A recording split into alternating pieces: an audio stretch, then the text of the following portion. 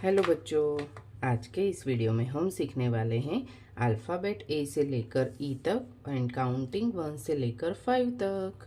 ये है colours. Brown colour, sky blue colour, grey colour, light green colour, purple colour. A for aeroplane. A for aeroplane. B for banana. B for banana. C for carrot. C for carrot. D for drum. D for drum. E for elephant. E for elephant. 1 one. 2 two. 3 three. 4 four. 5 five.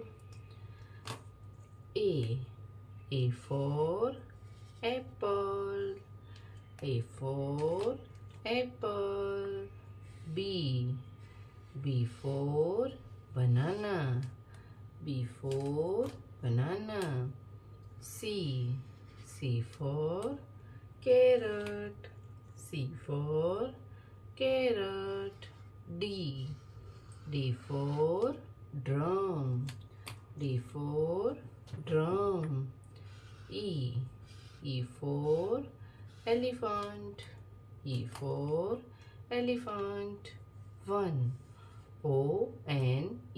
one. 2 two. 3 three. 4 four. 5 five. A for apple. A for ant. B for ball and B for banana. C for cat and C for cow. D for dog and D for drum. E for ear. E for elephant. 1 one. 2 two. 3 three. 4 four. 5 five.